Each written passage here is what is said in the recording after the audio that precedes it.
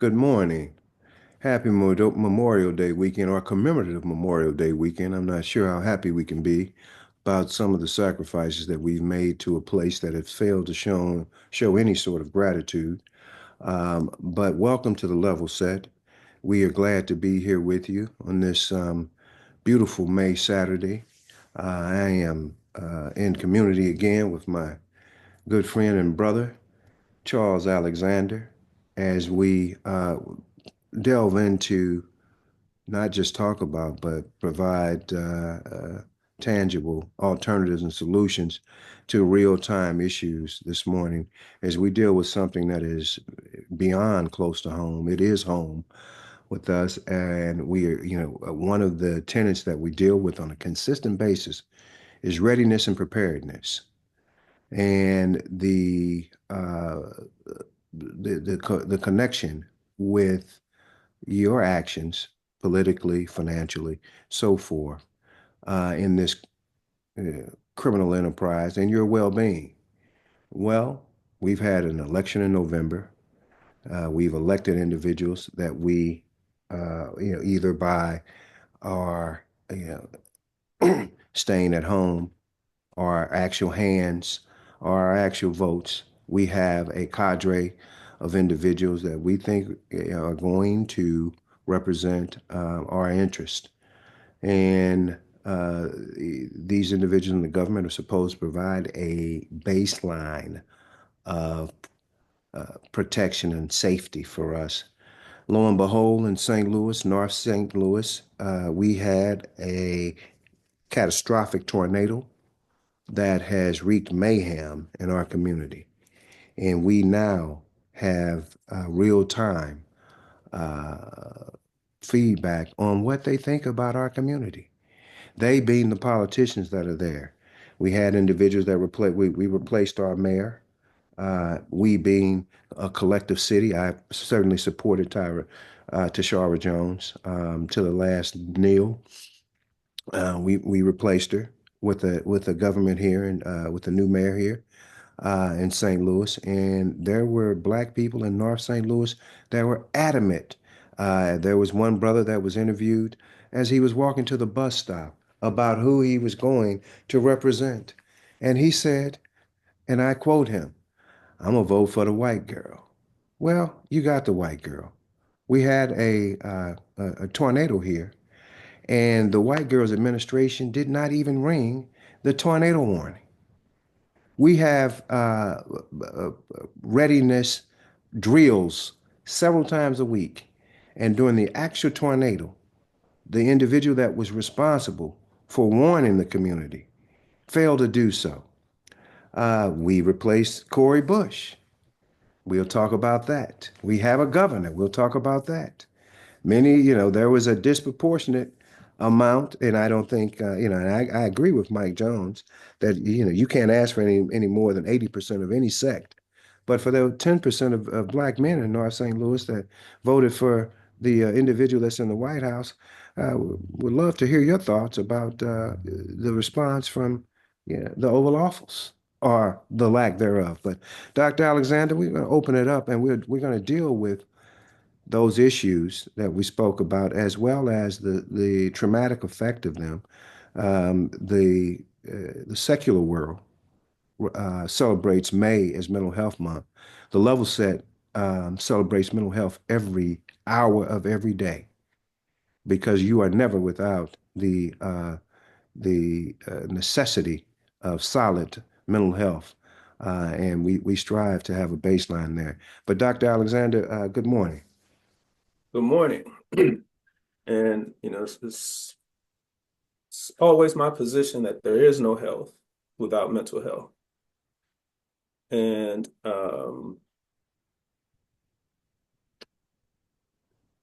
as we kind of start our conversation with the storms and the aftermaths, one of the things that I'm very much aware of is that, oddly enough, we don't seem to draw a strong parallel between the natural disaster and its traumatic impact and our ongoing mental health and well-being. And this is always important, but it's important at this very moment because it's May, and as you said, that's Mental Health Awareness Month, and because regardless of what we saw happen in this past week, St. Louis is more vulnerable than the rest of the country for things like severe weather, which brings with it tornadoes and flooding. And in this case, it doesn't appear that we're dealing with much flooding, but we are dealing with the impacts of a EF3 tornado. And and why I say I don't think that we make those linkages is that I literally in my lifetime have just not heard very much conversation in as much about the mental health impact as opposed to just the structural impact. So how St. Louis is located, and so here we are, and we're looking at the devastation, and I see and I hear the comments about the devastation to property and utilities, and can folks get food and water? But I'm not sure I'm hearing a lot of conversation about the depression and the anxiety and the fear response otherwise that emerges in the wake of such things. And I mean, you're a little closer to it. If you've heard those things, then certainly please state it. And but ultimately the issue with it is that this is a significant part also of our trauma. And it's not that this is unrelated to why we're traumatized otherwise. And so in a situation like a tornado, and particularly for North St. Louis, where I'm going, I think it's a fair bet to understand and to know that if there are areas of the metropolitan area that are more, that if there is an area that manifests wealth disparity, it would be North St. Louis. That's a fair assumption, correct? And so I think you're muted. And so yes, it is a fair assumption. and so with wealth disparity comes vulnerability, and those folks who fare worse in a situation like any severe weather piece, but definitely in the wake of this most recent storm, this tornado, it's the people who were most vulnerable prior to, right? And so the damage that we've seen to those homes is a function of the fact that those homes probably were, to some degree, experiencing, there were some shocks to the structural integrity of those homes prior to the storm. We're having difficulty feeding people in these communities because these communities were probably food deserts to start with, right? And so Um, and as the tension mounts, and if they're, whatever the like, so like literally, whatever the forecast says for the next, you know, day to month is going to drive people's mental well-being because people are going to be on edge with the thought of more rain, more storms. And just when I was getting comfortable or, getting back to normal, if for those folks who are even moving in that direction, just as I was getting a peace of mind, here this comes again. Because now any weather pattern for the person who has either done this over and over and over again, had to live through the impact of severe and inclement weather, or for the person who this was the first time, this next time, can be um, can re-traumatize that individual. And so for us in St. Louis, we have to think about um, like the inclement weather is not something that happens somewhere else. And like for so many things, folks in St. Louis, with the exception of gun violence, we tend to think things happen somewhere else. And we're pretty clear that, you know, gun violence and violent crime exist in St. Louis, but other things exist in St. Louis that put us at risk. And and natural disaster is one of them. And we sit on a fault line, and so though we haven't had a major earthquake, we are vulnerable to that. More vulnerable than the rest of the country as a whole. Again, we're more vulnerable. We sit between the two largest rivers, in North America, so we're vulnerable to flooding, as I stated. We have extreme weather, so we have extreme cold and extreme heat. And because we have those extremes, we have extreme climatic conditions otherwise, which make us very vulnerable to severe JT, storms and tornadoes. Say that again. go right ahead, Doc. Yeah. And so to the degree that we're not, you know, to the degree that we have a significant number of folks, again, who are experiencing housing insecurity, who are experiencing food insecurity, um, and other maladies, whenever these circumstances occur, as what we're experiencing, as what we've just experienced, then the mental health response is likely going to be less than optimal. We're in these situations, we're going to find folks traumatized due to of loss of property, um, injury, loss of loved ones, just general instability. And again, those folks who still may be out of power, those folks who might have power and no food, though, the range of of of or the level of disruption that such a storm could cause is um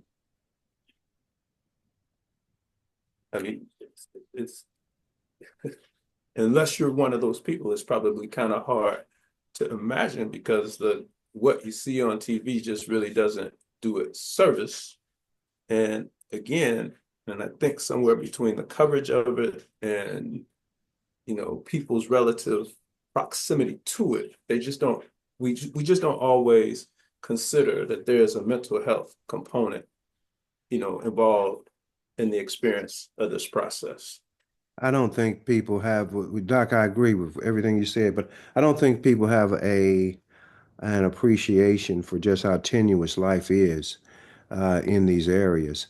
One thing, like not being able to afford a car repair. can bankrupt a family.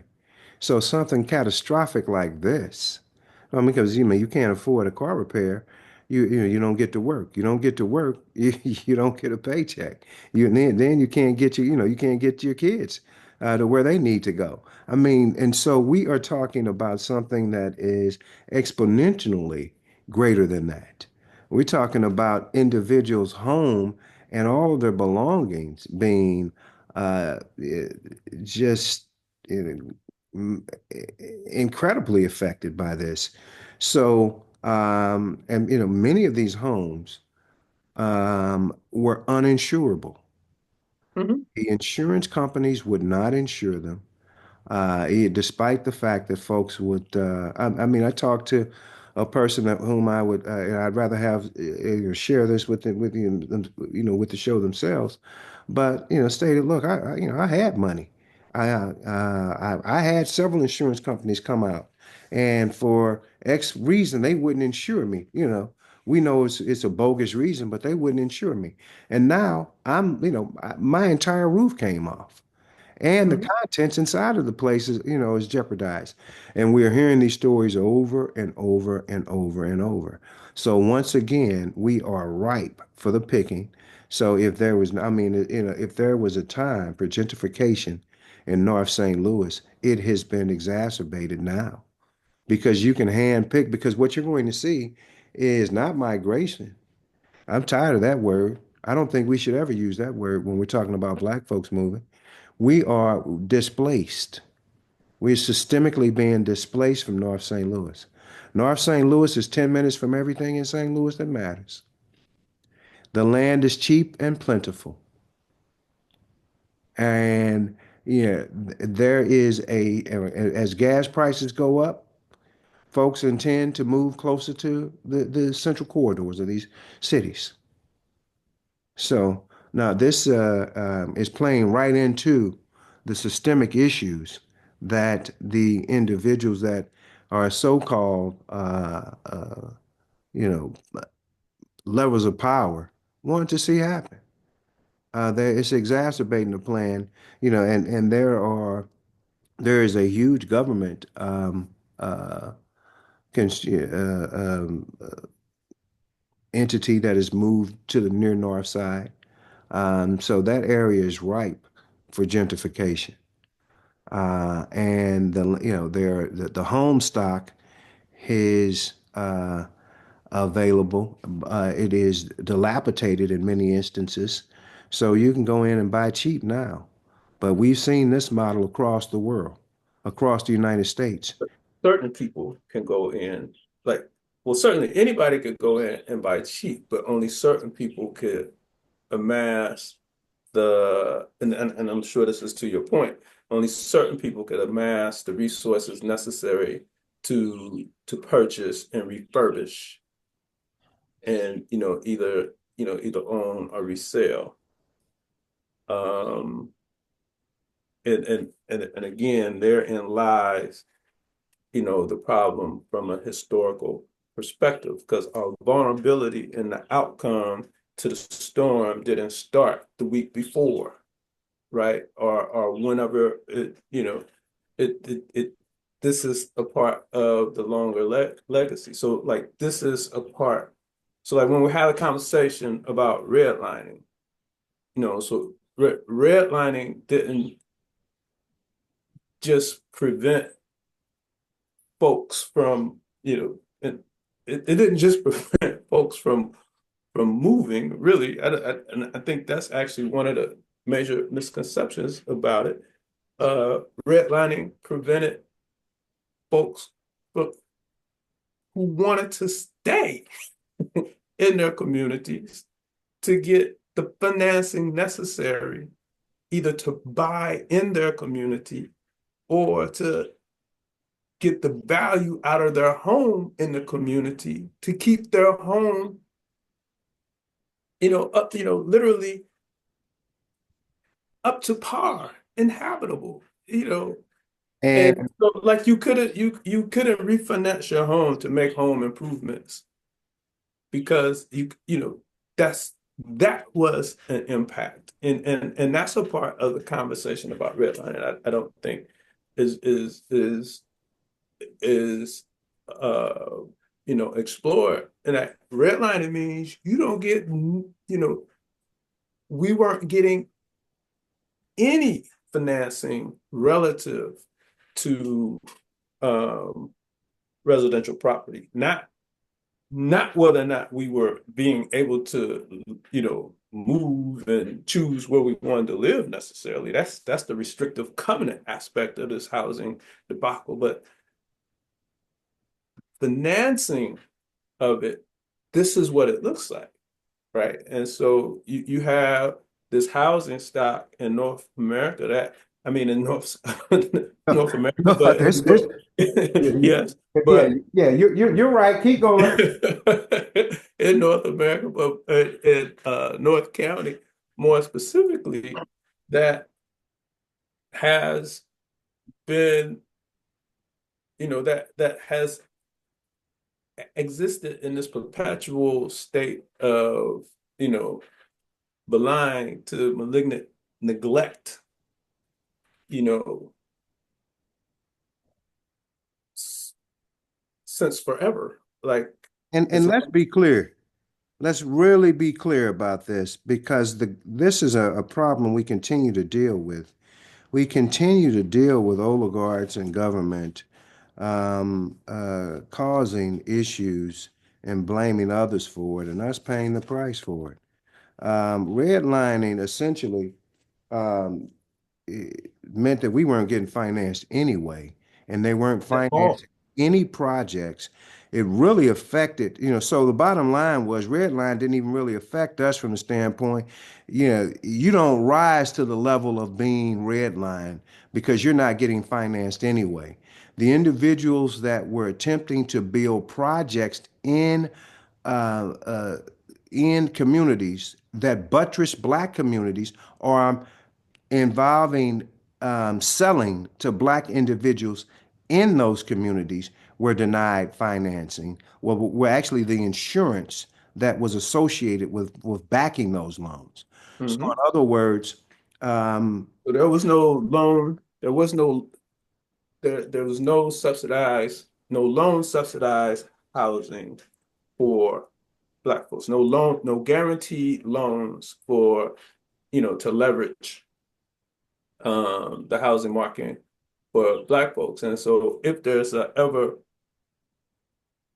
present devaluation of the property that we owned, the existing properties that we own, then there is no equity for you to draw against in order for you to make home improvements.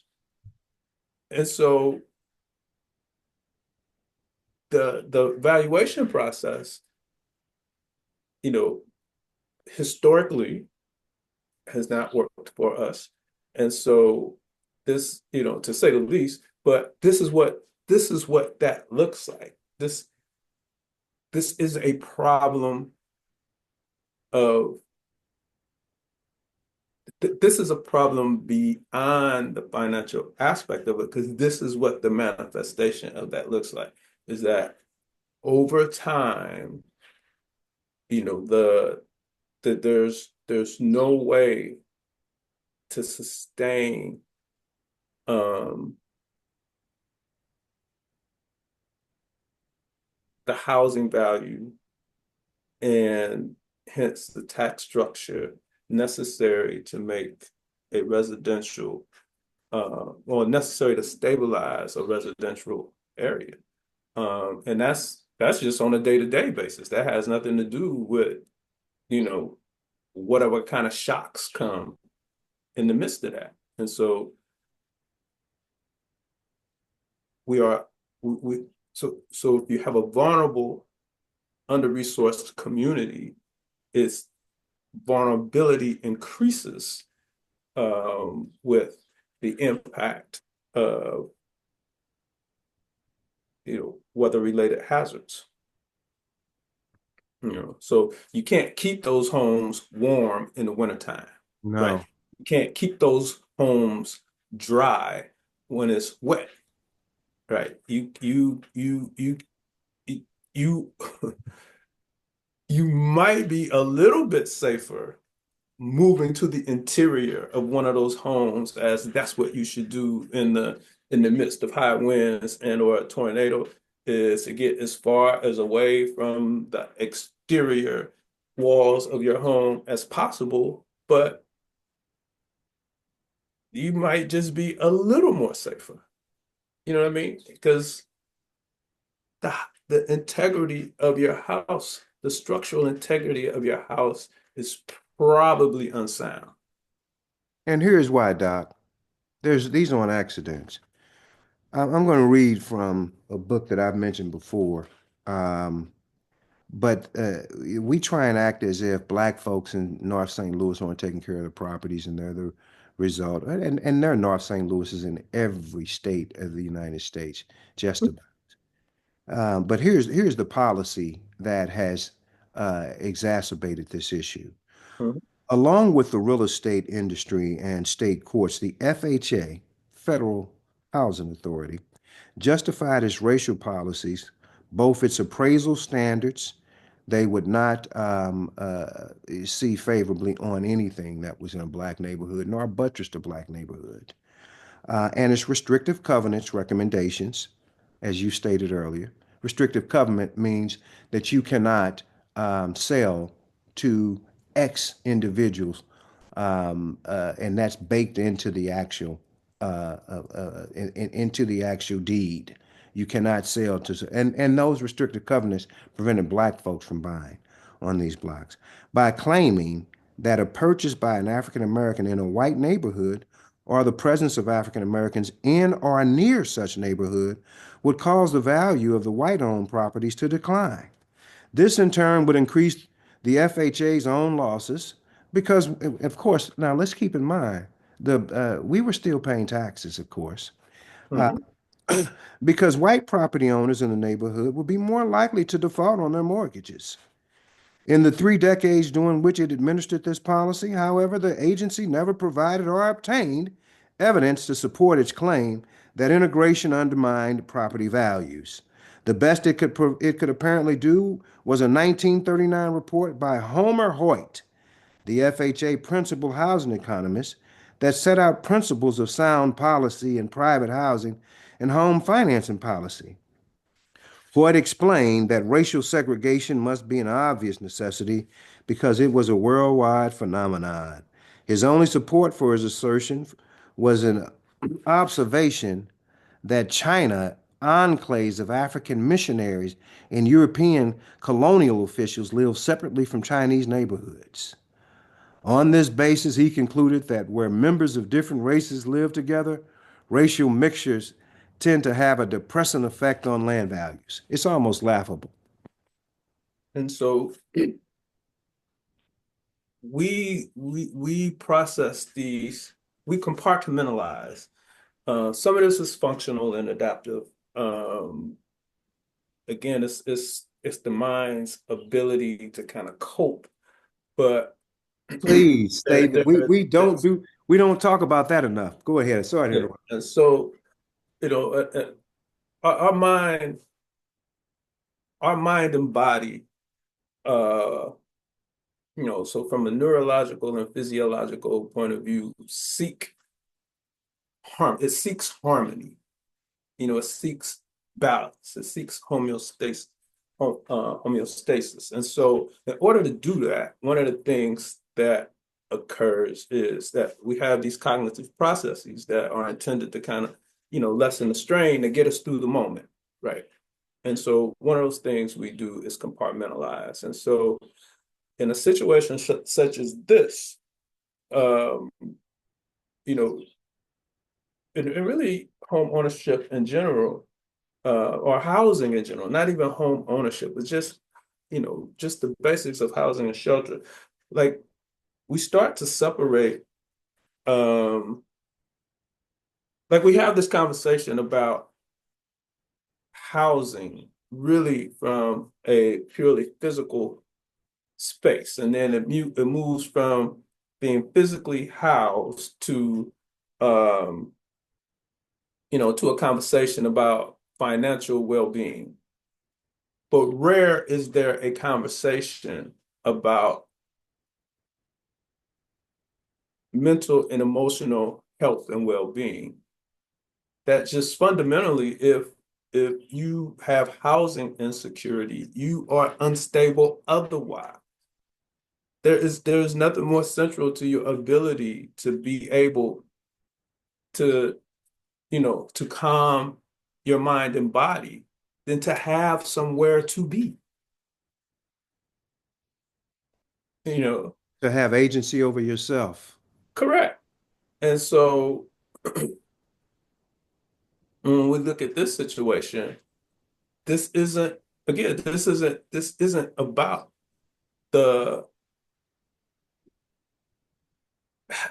the weather conditions last week. This is about how systemic oppression has made us vulnerable to um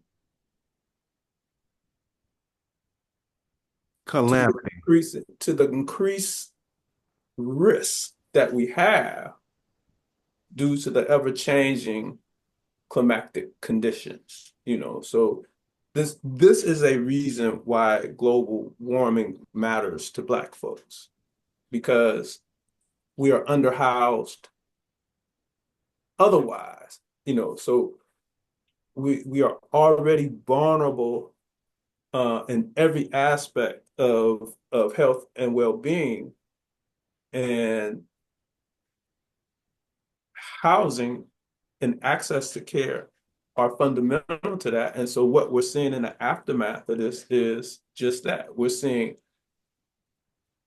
how frail our housing stock is, and how under-resourced our communities are, because in the wake, so we lack community capacity to respond to these types of things. And why do we lack the community capacity? Because again, back to uh these these policies, these ultimately what end up being financial policies that were created at the state and federal levels that devalue. So first of all, we couldn't own nothing, right? Because we was property ourselves. Let's talk about that. So we come into this thing without anything. And so then we start to make something out of nothing. And in the process of Well, making, go back, Doc. Let's not skip this step. Let's not skip this step. One day we're slaves, the next day we're released with not a pot to pee in the or a next day weapon we are free. frozen. And so in the midst of that process, and actually just prior to that process, the United States government passes the Homestead Act. And so they had been toying with this idea for a minute. And then Lincoln gets into office, and before there's an Emancipation Proclamation, there's a Homestead Act. And so the commemoration of the Homestead Act was actually this past week, the 21st, I believe it is. And the Homestead Act was that anybody who was a citizen or had a reasonable chance of being a citizen, was given 160 acres of land. All right.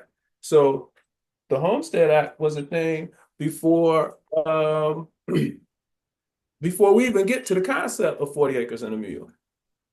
The Homestead Act already existed, which is why there shouldn't have been an issue with regard to 40 acres and a mule, because the Homestead Act is that.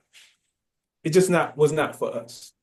Right. And And so, in the words of our Morehouse brother, America undergirded its white peasants with land. and who is that brother? That would be Dr. Martin Luther King. And so again, so foundational. We know every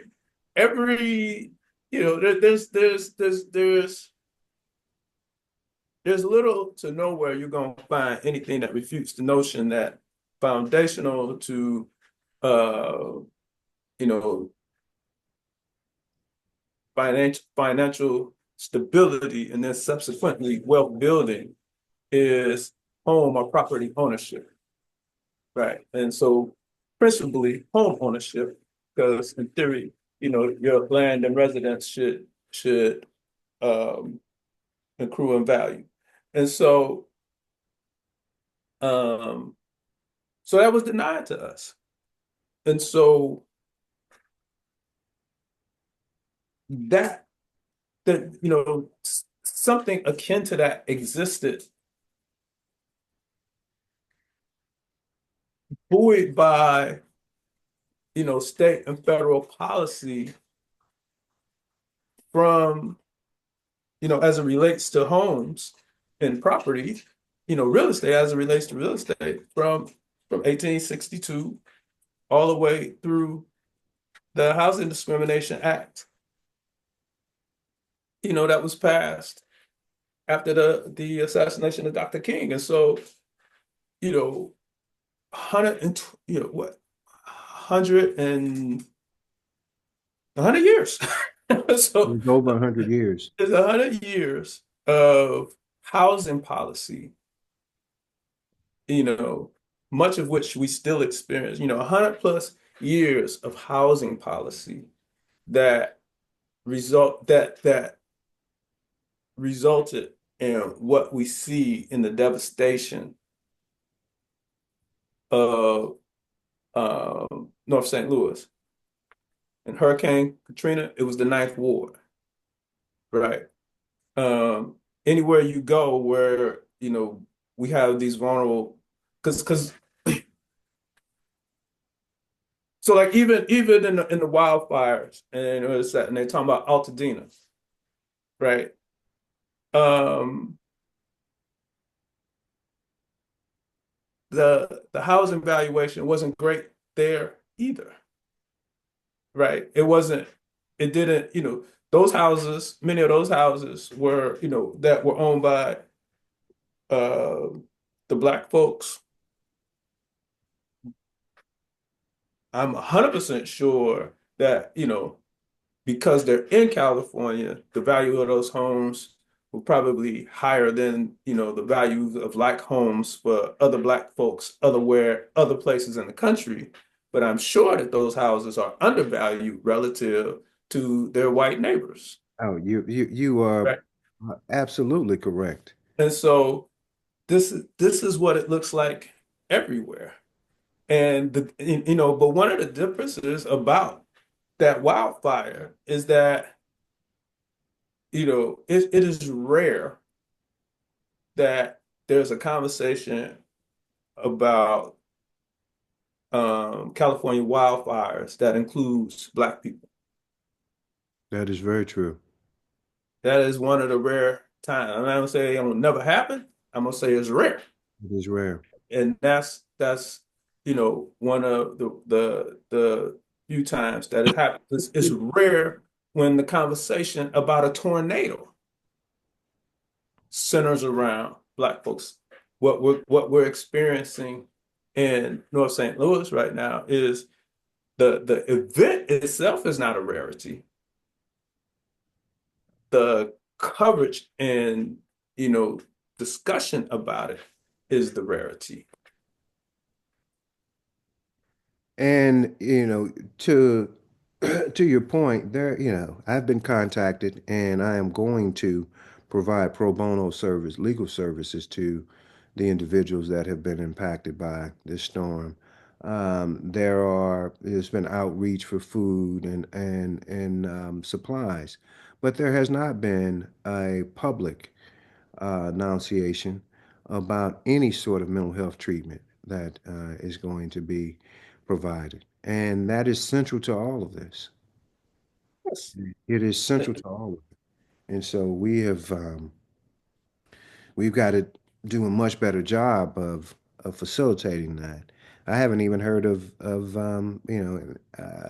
doctors being on the ground as I'm sure that they are, but we certainly haven't heard of any mental health opportunity And to be done. and one of the things that we have to do, like, so in the preparedness space, one thing that can and has to come out of this for individual households, and then subsequently, you know, those communities, um, is that you literally have to take an inventory about your preparedness prior to the circumstance, your experience of the circumstance, and how you're coping with the circumstance now. So, of those things that you don't have at this very moment, what of those things could you have had, had you prepared to do so? Right. So, did you have water and dry goods, non-perishables stored for a circumstance just like this? Did you have some type of generator? I ain't saying everybody got to have, like everybody can't have a Generac that I think starts at $2,000, right? So everybody can't have a Generac gas generator that's going to do whatever it does, assuming it survives the storm. But, you could, if you have one of those like one of those little batteries, those little portable generators that you can jump start your car with. A lot of those have enough power that you can power a device. You can power your devices for like 24 hours. You need some form of alternative power in a circumstance such as this. And you buy at the level that you can afford so that you have a something, right? Um, had one of them hot shot things, and a few years ago we had storm here knocked the power out for 24 hours, and that's literally how you know we kept um we kept some lights on, and we actually do have a gas generator, and so we could run our our our refrigerator on the gas generator. um And so you got to have those types of pieces. You got to have, bottled water stored. Um, you got to have canned goods. And of course, you got to have what you need to be able to start those things up. Open those things up. And so you know, when people are able to find some, in this space, as people are able to find, solace and some relative comfort and peace of mind, they have to start to move into, you know, how do I prepare for the next time? Right. Um, Now, of course, for some folks, that process is going to be longer because, again, however, the degree of your vulnerability on the front end will, by and large, determine how severe this is for you on the back end. And so, um, I'm seeing, on the news and uh, various online sources of people trying to be very helpful to those in need. So those things have to continue. Um, but ultimately we have to, the individual and then the community level, we have to be able to create these spaces where folks can feel a sense of safety. And if we can create a sense of safety, then that turns off the alarm. That turns off the internal alarm. And once we kind of dial down and turn off that internal alarm, then we can start helping people to, make use of their own adaptive processes, their decision making, their ability to prioritize and to make decision you know, necessarily gets better as, We're not fighting they the bear. yeah, as they're not fighting the bear and they come into these states of calm and security. And so, And what else happens when the cortisol levels go down? And cortisol occurs with this anxiety. um, again, like basically, that you'll probably be able to sleep and therefore rest. Um, you'll probably be able to eat, so like the crazy thing about this, like the anxiety will make X number of people, um, you know, more insecure than probably what they were before.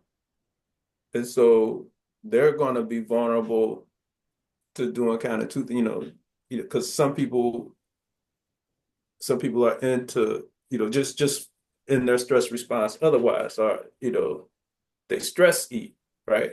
And so they eat more. That's how they comfort themselves, right? By eating. Well, the problem with that is that probably your body is not digesting foods appropriately because your body's not designed to necessarily do that in that state. Your body is designed to burn calories when you're at that state. It's not necessarily designed to digest calories. I mean, to digest food and produce calories at that point, and so that's part of the reason why we have the indigest, kind of the gestational problems, not gestation problems, that digestion problems that we have, um, is because of this perpetual states of a stress that, you know, tell our bodies to do other than what's going on in the moment. And so when we're eating at high stress moments, um, our body's energies are in the extremities. They're not really in, the internal organs necessarily, at least not those in the digestive tract, because it's directing that energy elsewhere. And so, um, we end up in these spaces where, again, like our fight or flight, um, response is going, and so either we don't have an appetite, which isn't good. So the longer we stay stressed, some of us aren't eating because we don't have an appetite, because again, that's not where the energy is. Or some of us are overeating because that is kind of uh, you know, our adaptive, our that is our attempt to adapt and cope with the stress. And so we're eating, but we're not properly digesting. And so we're ended up with all of these secondary, digestive things, indigestion, blah, blah, blah, all the things that come with that. And so all of this is a part of, again, of kind of the stress response. You can't turn this thing down. You can't rest and digest. You can't rest and digest. It's going to be kind of hard for you to, shift into coping and problem solving and da da da da da da da da, because you're probably making yourself more vulnerable to, you know, um, to mood, to mental and emotional, um, impairment and physical the impairment of your physical health. Doc, Again, those are just the physiological processes. This is just kind of how, how the body works. If there's a threat, your body is preparing to deal with the threat, to flee or to fight it. And so, it's shutting down those things around, digestion and rest, because you need to be alert and like agile so that you can protect yourself. That's just a fundamental piece. And so when we do things that are counter to that process, uh, the longer we do things, because the longer we do things counter to that process, um, probably um, the greater risk we ultimately place ourselves. That is, wow, that's fascinating. Doc, are there any sources that individuals can turn to, that are dealing with this crisis to get some sort of relief, mental health wise? Again, like so right now we literally you just need spaces, so like this is the time for, you know, neighbors. So one of the things that stuff like this should also help people to see, we already kind of notice. I don't think we always think of it in this way, but we are the first responders. Your neighbors are the first responders. And so, I should have water, bottled water. My neighbors should have bottled water. If we all have bottled water, you know, then we're probably fairly well prepared for a situation in which we need water. Because I got water, they got water, blah, blah, blah, blah. So again, this is a time when we, wherever we're able, we need to be taking account of these types of things. Right. What did I have? Did I have first aid supplies? So we got all this debris. People are going to have cuts, scrapes, and bruises. So do we have just those kind of supplies or whatever?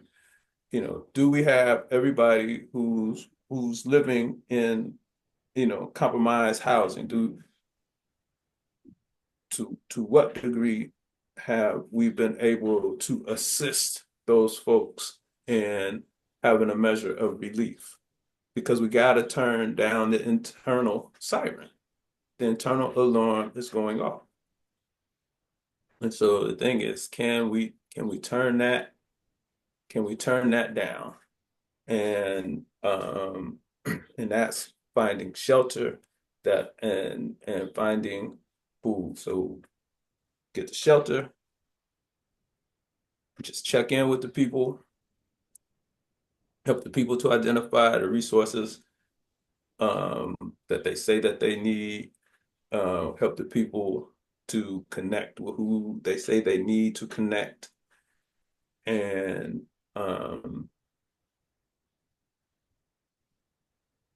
tr try to be mindful that in our efforts to be helpful, that we're not paternalistic, and that we're not um, that we're not letting our thoughts about how a person should be feeling at the moment dictate, our ability to hear from the person how he or she is actually feeling in the moment. So if somebody is telling you, um,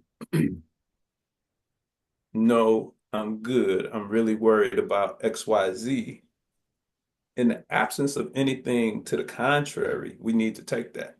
We don't need to be like, are you sure? Because if I just lost my house, I would be devastated. If the person ain't told you that, don't make that up for the person, because that's what you think should be going on. The person, Yeah, say that again. that happens. That happens pretty often in places. That happens pretty often in places. I mean, people's own thoughts about these things kind of impact the ability for them to give care. Even when their efforts to give care are genuine, they just don't have the skill to give care. And that's why, so I'm trained in mental health first aid. Um, we need people trained. This is why we need people trained for mental health first aid, because They not coming for us. I Hmm. don't know how many different ways they got to tell us they not coming. They not they not coming. And so if they didn't want us to have houses to start with, what make you think they coming when there's something going on with our houses? They don't want us to have grocery stores, so what make you think they care that we ain't got food? And so we are the first responders. And so we have to start thinking that way. How do we best prepare ourselves for what we know is coming? We just don't necessarily know when. But we live in St. Louis. We live between the Mississippi and the Missouri rivers. They're not just the largest rivers in the United States, they're two of the largest rivers in the world. We live in a flood-prone area. We live in the middle of the United States. There's always been harsh weather in the middle of the United States. It's only getting worse. So we always have to have some kind of plan for how we deal with the worst possible circumstance. Now, that in and of itself is not going to keep the roof from being torn off your house. What that does, though, is better ensure that you have strategic stores and caches of whatever it is that you need should you survive this type of piece, or in the event that you are, left, you know, unharmed, that you are better able to support the needs of somebody else. Right. And so um that's what we need to be doing. Those folks who are, literally boots on the ground, who are doing cleanup, like, we heard from my brother this morning. He said, he's got a family member with, some roof damage, so they're over doing that. That's going to alleviate some stress for that family member, right? And so where we can be helpful, we need to be helpful, particularly where we can be helpful and we've been invited to be helpful. Because that, again, that's, you don't want to insert yourself where folks ain't asking, and you don't want to assume that they need what they don't need. Right. Now, some people are totally traumatized and don't know that they're not well and are in need. But I think that's going to be pretty obvious to you, you know. But even in those situations, the circumstance is to, because you're not prepared to manage that. So your piece is to just keep that person safe long enough for um a trained professional, to get there, or to you can get them there, or to, whatever. Like, you got to create spaces for folks who are literally that. At this stage of the game, hopefully, on the ground in St. Louis, we don't have a lot of just folks who are, you know, from a mental and emotional space, just totally uh, incapacitated. But for those that we do, we have to keep them safe as we continue our efforts to secure for them a higher level of care. Right. Um, but coming out of this, again, this is when we have to start really taking seriously our um our building and our establishment and building of emergency preparedness resources, right? And again, for St. Louis, is we need to be able to be prepared for flooding, and we need to be able to prepare for inclement weather, extreme cold and extreme heat and high winds. Those are the things. Um, you might even be able to get a little more, specific. Like you can go, and this becomes another, disparity piece. Certainly you can go to your library and you should be able to find the stuff. Uh, go to your library, you know, should be able to get it from, the, county department of health. these preparedness materials that, literally kind of tell you all you need to know. But, this too is a reason why before and after storms, why access to broadband is important, because most of this stuff is most easily accessed via the internet. But if you ain't got internet coverage, then you're at and again, I'm talking about before the storm, then you're at a disadvantage in your preparedness, because most of the stuff is literally at your fingertips to the degree that you have internet, Wi-Fi, broadband, whatever, access to this data. You could go to the FEMA website, type in your address, and it will tell you what hazards you are likely to face based on where you live. And then you build your plan accordingly. You live in a floodplain, well, you're there now and you may not be able to leave. So what are the best practices for managing your property, since that's where you're going to be for the foreseeable future, and the contents therein? You got the time to plan for that is not the day when they say we're expecting high rains and flash flooding.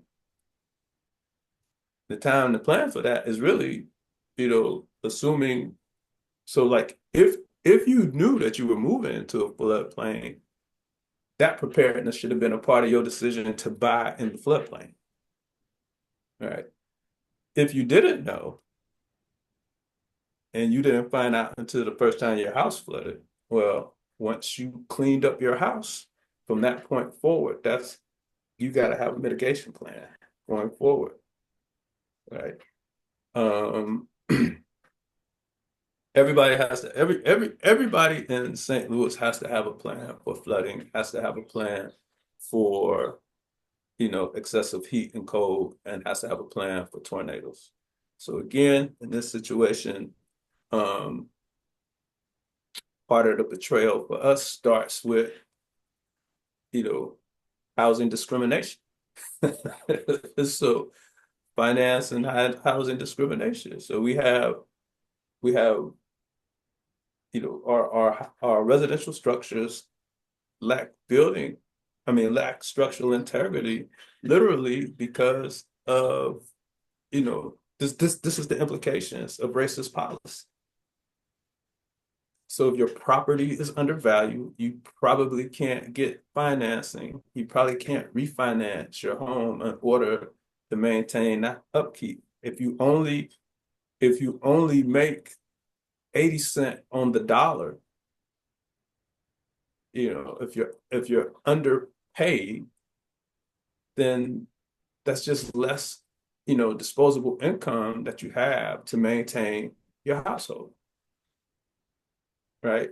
So again, some of the other things that we need to do in the quieter moments, like once we get through these things, is to start to connect all of these dots, because the other part that happens before the literal, catastrophe is that we spent X number of time, you know, coming to incorrect conclusions about why our neighborhoods look the way they look. And for too many of us, the answer is Black folks can't keep shit, as if we've just decided that we're not going to maintain, you know, the integrity of our housing stock. We've just decided that we're not going to maintain, for those, so for those communities that actually have, you know, municipal buildings and da da da da da. Why they don't keep this up? Well, if you ain't got no tax base, you probably can't keep it up. Well, we need to spend differently. Well, you can only spend 80 cents so many different ways. And so it's not just a matter of spending differently, it's that we are under resourced. Now, once we get a grasp and accept the degree to which we're under-resourced, why we're under-resourced, and um and how we can, literally strategically direct our resources. Now we kind of on to something. You know, we can do all of that planning, but we have to look at all of that planning as a part of a larger system of plans as opposed to separate things. We think of all of this as just separate things, and all of this is all part. Like we should think of this as all of this is an aspect of our health and well-being. But we think of these as separate things, but they all connect to, solidifying our health and well-being. And they're also a chain of actions that have been set in motion by the individuals that have shaped the laws and so forth in our communities. So we have to be proactive, and we've got to. It's easy to blame the victim, and we need to even look at victim blaming differently. I think you laid out a very good basis as to why the mind automatically wants to assume that that couldn't happen to me. It's easy to find a reason to blame the victim when you're trying to find comfort in why it hasn't happened to you yet, and not being so to maintain that homeostasis that you talked about earlier. Yeah, that wouldn't have happened to me because I have insurance. Well, you have insurance because of the reasons that we talked about earlier. Those, the lack of governmental interference, or the proximity to where you are to what they deem appropriate. And that proximity isn't guaranteed, nor are the outcomes from the insurance company once they get involved. So, Those things are right. And so those are some of the necessary steps that we hope people take, right? But they don't. So again, so the insurance does not ensure that your house won't get hit, right? So right. the insurance is supposed to ensure assure you against the loss. And so to your point, that don't always work out the way you think it's going to work out. And so like Well, even that's a weird like so evidently in the past 24 hours there's been some movement for St. Louis with regard to FEMA and the emergency declaration, but now they got to decide, where the money gonna go. exactly. So FEMA did touch down Thursday or Friday, no, Wednesday or Thursday. But they appear to be disjointed, and it reminds me of the debacle in New Orleans and prior, Nagin public comments about the lack of effort from FEMA when they touched the ground. He said, And no, and we've seen this over and over again because w- w-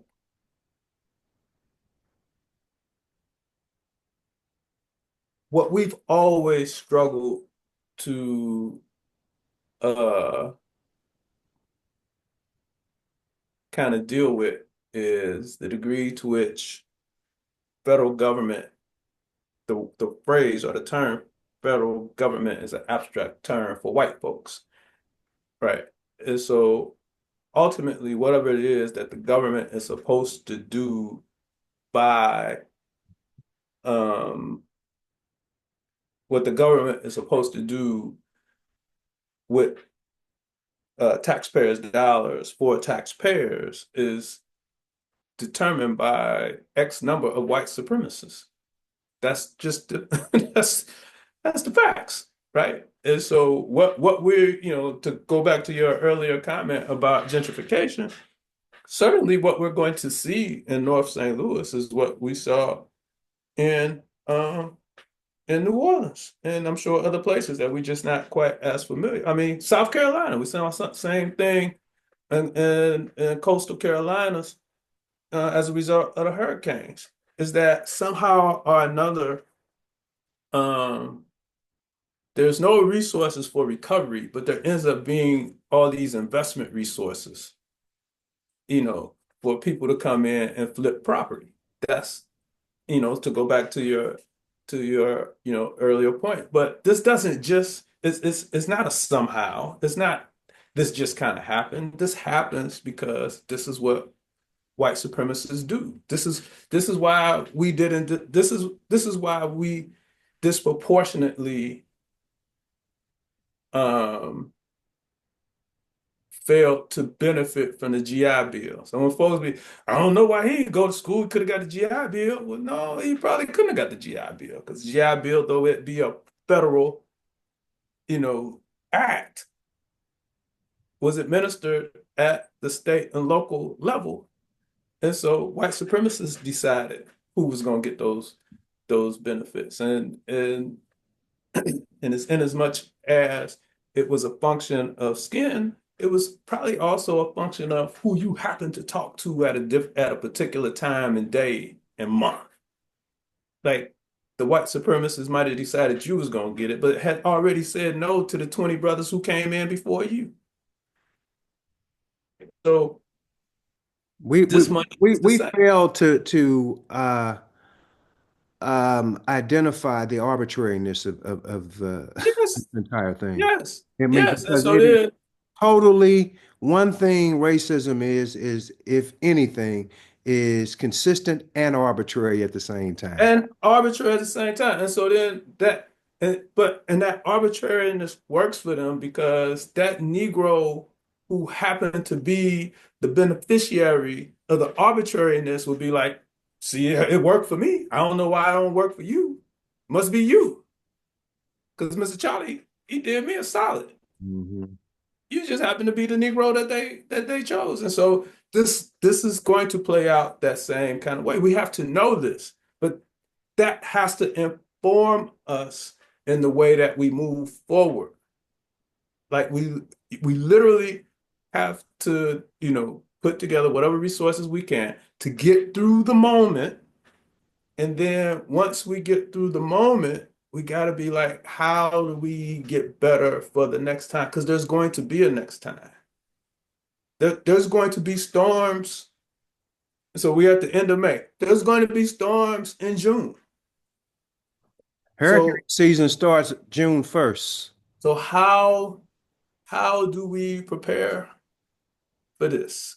You know, um, depending on where you live in in and well, just in the metropolitan area, like so wherever you live, what is the infrastructure where you live? How far do you live from the fire department? How far do you live from a hospital? How far do you live from the grocery store? How far do you live from the post office? Is there a grocery store, hospital? Like, are those things in your neighborhood? If those things aren't in your neighborhood, how far are those things?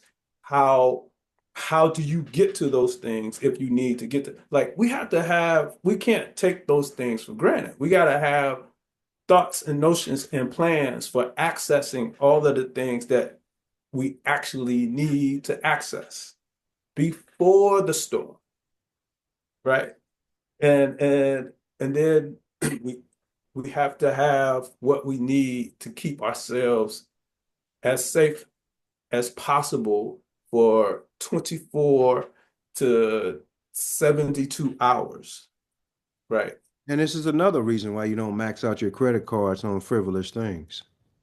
And so we have to be thoughtful about our spending when there's not an emergency so that we have the ability to spend when there is an emergency, right? And so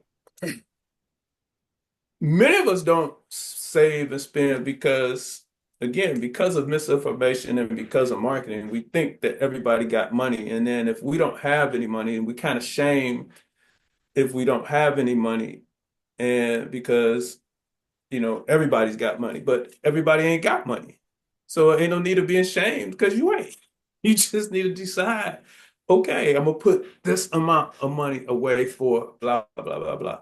And you might not be saving for, your income certainly may not save for you to retire. I mean, your saving may not amount to what you need to retire, but does your savings amount to what you need for that literal rainy day? Right? That's kind of how we like, do you have the reserves to get through an emergency, whatever that emergency is? Because to the degree that you're not prepared, you will have some kind of mental and emotional upset, right? And again, this is where we get like the repetitiveness of that is where we get into the maladaptive behaviors. This is what makes us vulnerable to stress eating. This is what makes us vulnerable to substance abuse. This is what makes us vulnerable after we even got stressed and we started engaging in maladaptive behaviors to manage our stress.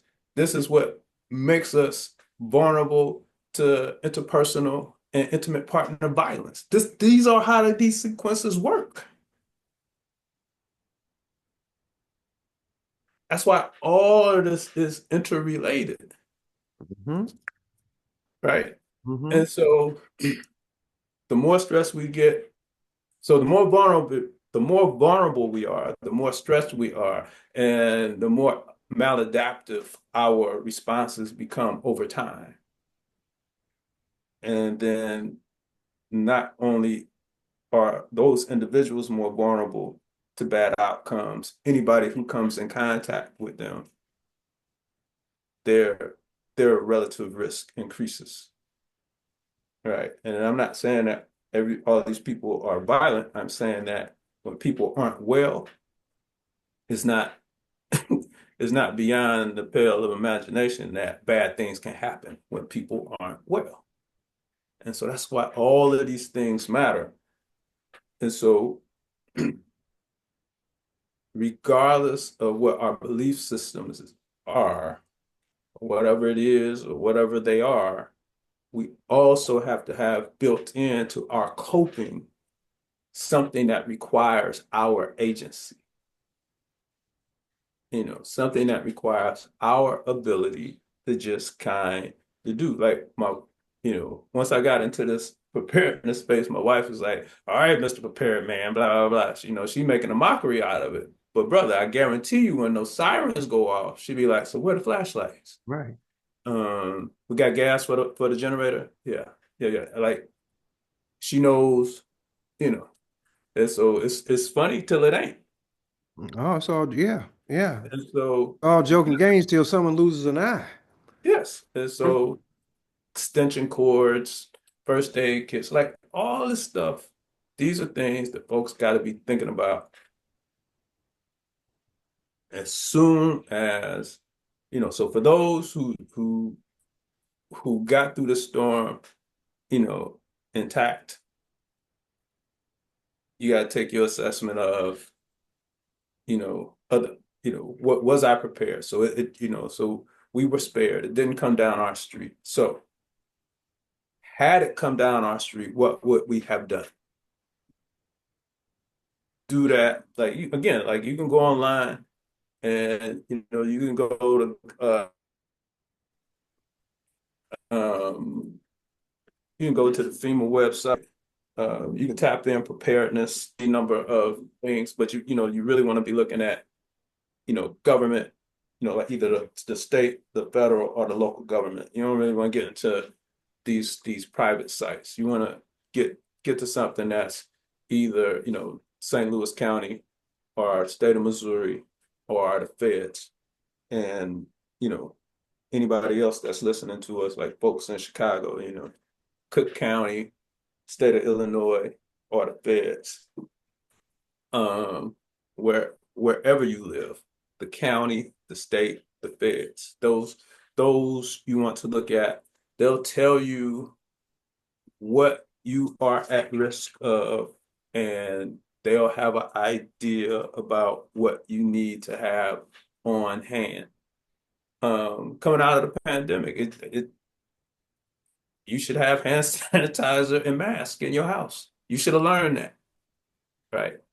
Many people think that those things were a function of the pandemic.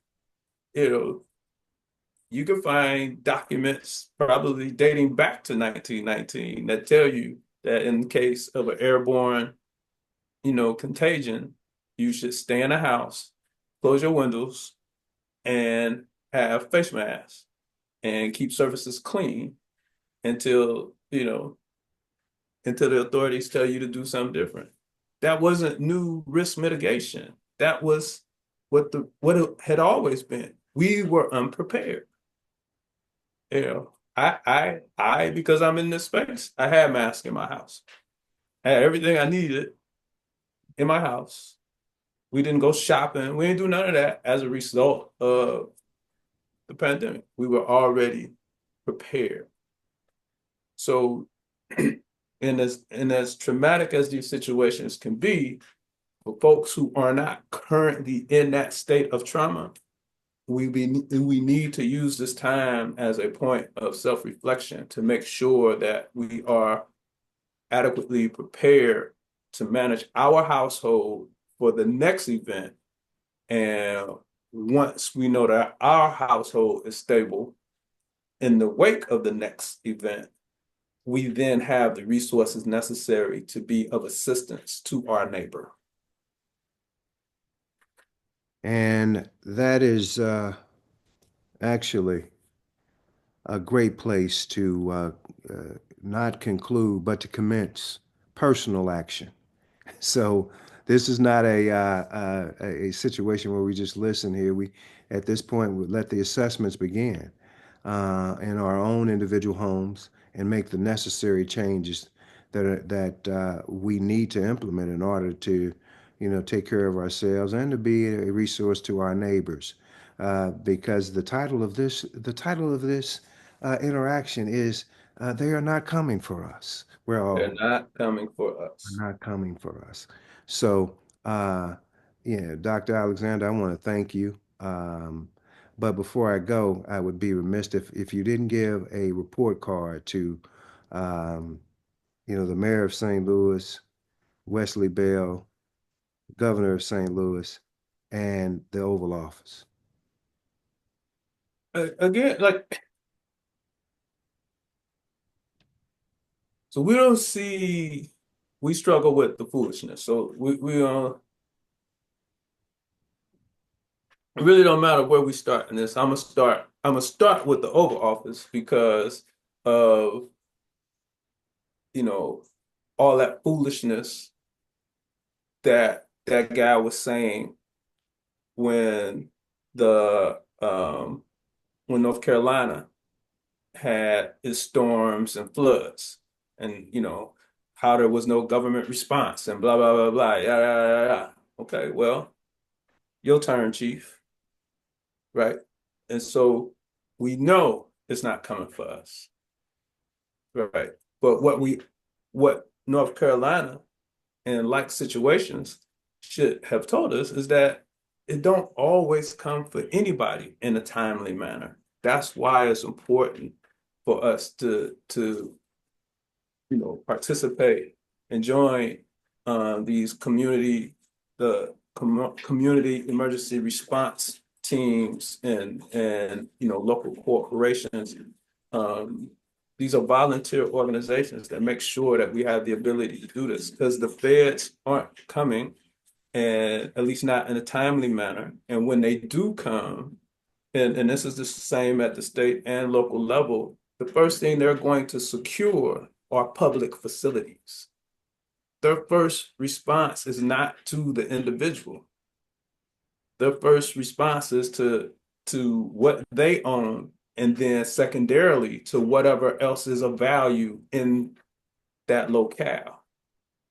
Once those things are secured, they will get to the people, right? And so that's it at the federal level. At the state level, we already know that the white supremacists don't do preparedness well. How do we know that they don't do preparedness well? Because there there is there there's poor health care, and the healthcare that the healthcare and access to care in St. Louis is bad enough for the masses. as it stands. But there is no health care for the rural population because the white supremacists told all them people they didn't need um, the Affordable Care Act.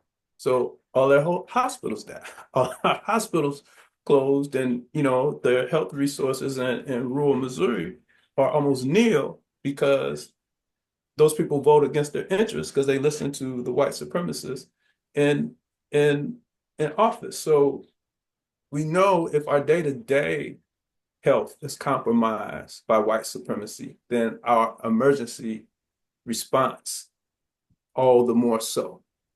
So no, we can't expect a timely response from the governor. No, we can't expect a timely response from the mayor because one of the things I'm sure about her, and I'm sure about the previous mayor before she got in, because this don't be a thing that be on people's campaign agenda. People don't campaign on their ability to mitigate uh natural disaster. That's a problem. And so that's a problem. So like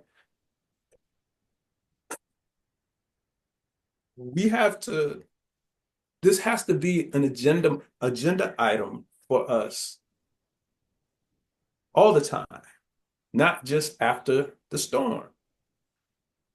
So now that she has started her leadership of the city in the midst of a natural disaster, this is what she got to get measured against going forward. So what? So there was an issue with Mayor Jones in the response to the snowstorm, right? The ice storm, that's The correct. ice, so the ice storm. So that got to be her thing, right? But what who was having those who asked her at the beginning when she started to run, who said, "Sister, what's your plan for when we had that next 100-year flood that they say ain't coming for 100 years? What's your plan?"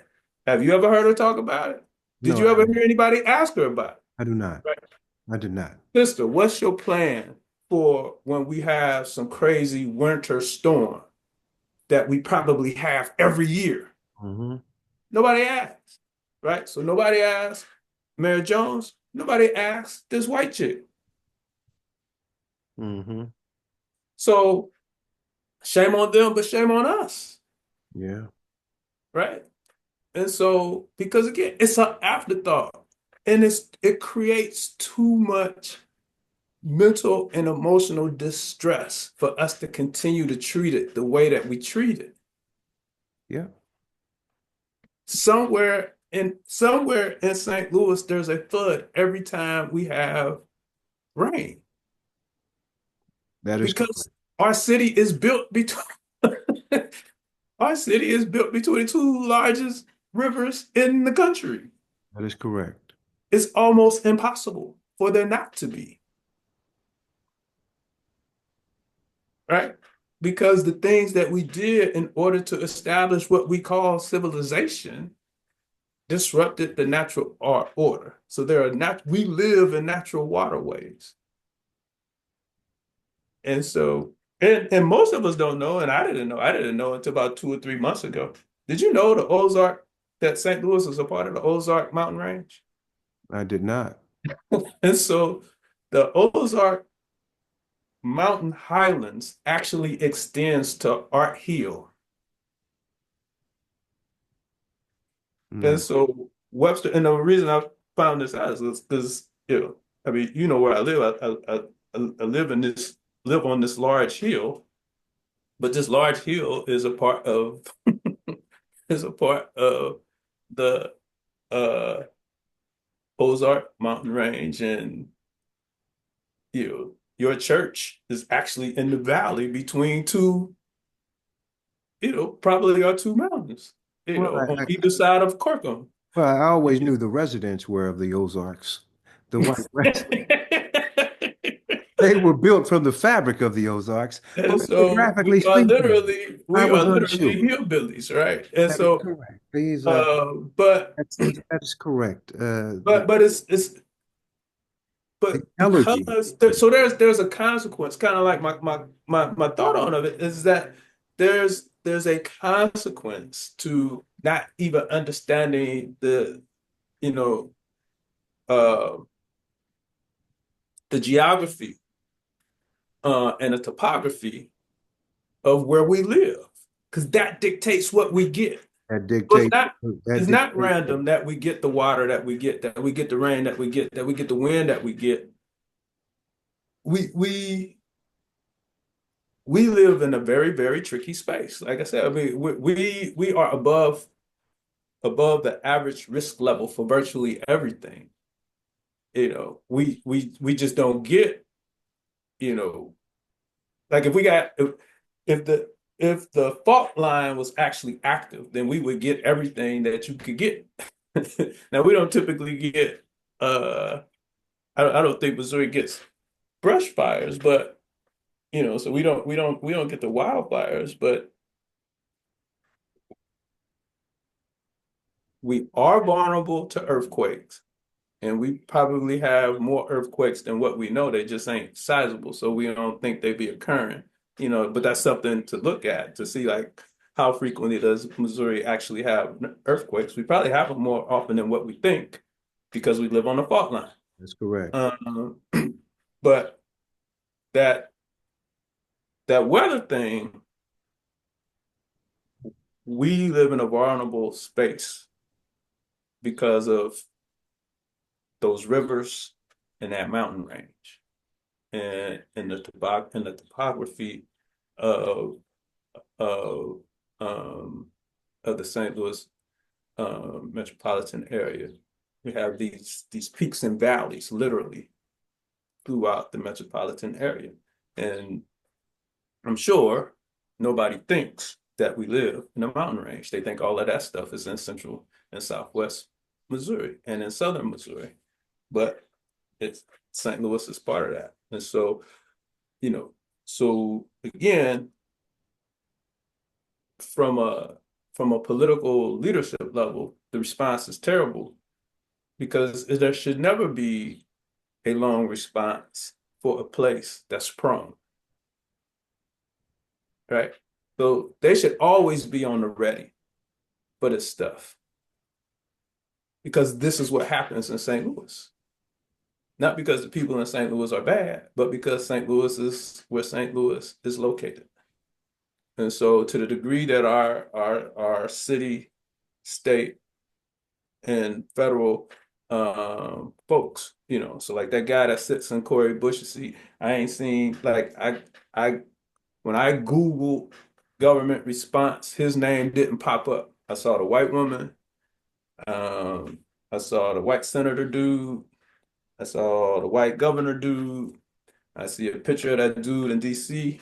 I do not see any pictures of that dude that sits in Cori Bush's seat. Well, and you might have seen response from Cori Bush herself, as well as Tashara Jones, because they both have been active locally. Uh, Go figure. yeah, isn't that something? So yeah, imagine that your love for your people is not designated to a seat in the community. How about that? How about it? All right. Well, Dr. Alexander, thank you. And as I stated before, this is a call to action.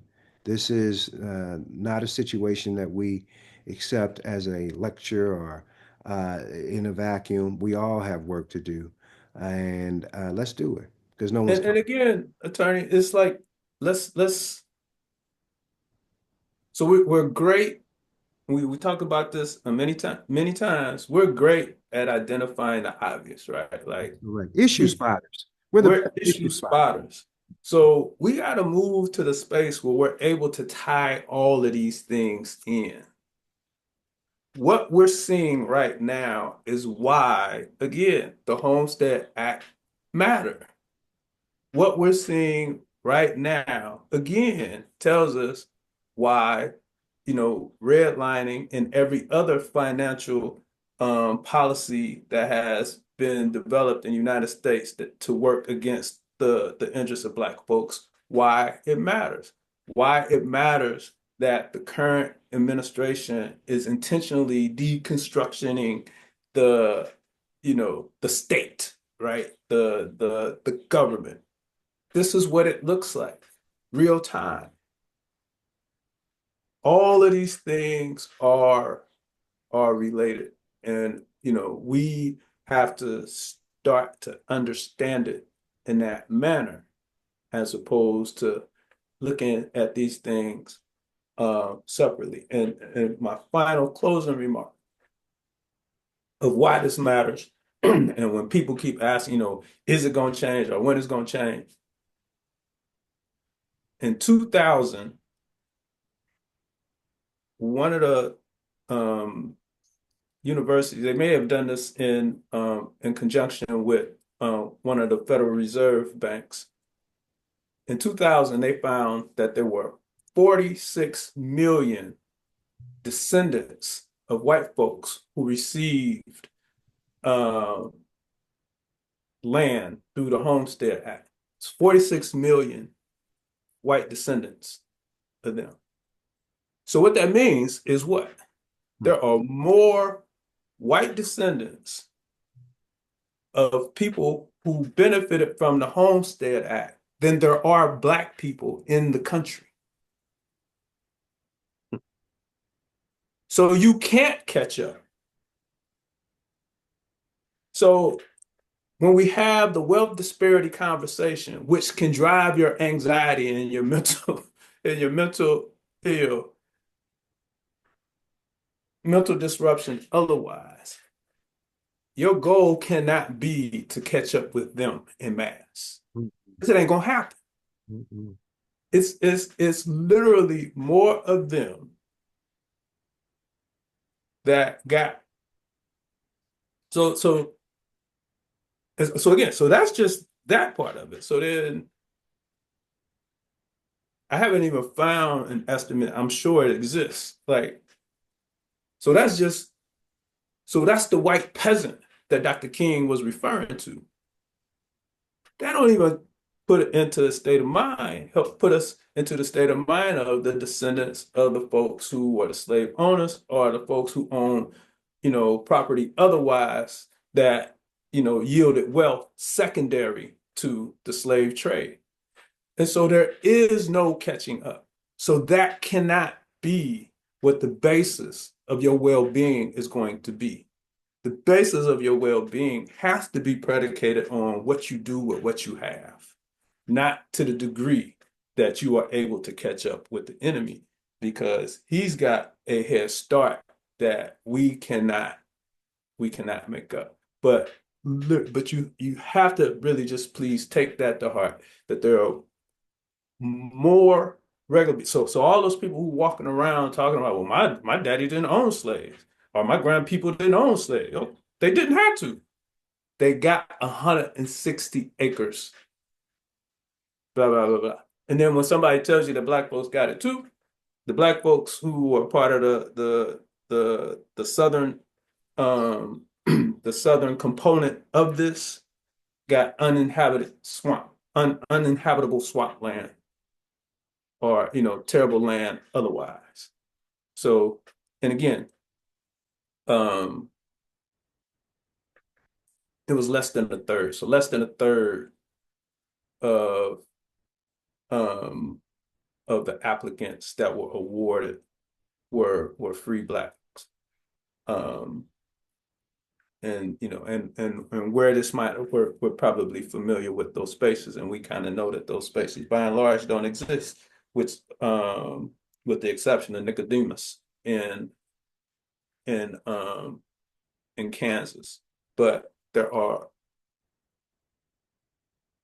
so that number doesn't include the wealthy gentry. That number includes just the folks who ain't had jack otherwise. The white folks who ain't have jack otherwise got 160 acres. Right. And so, which in and of itself was still 4 times more than what we were supposed to get, if we were supposed to get anything at all, If anything at all. If right? anything at all. So all of that, all of that to say that what we are seeing in St. Louis right now stems from that. It don't stem just from the whims of the weather.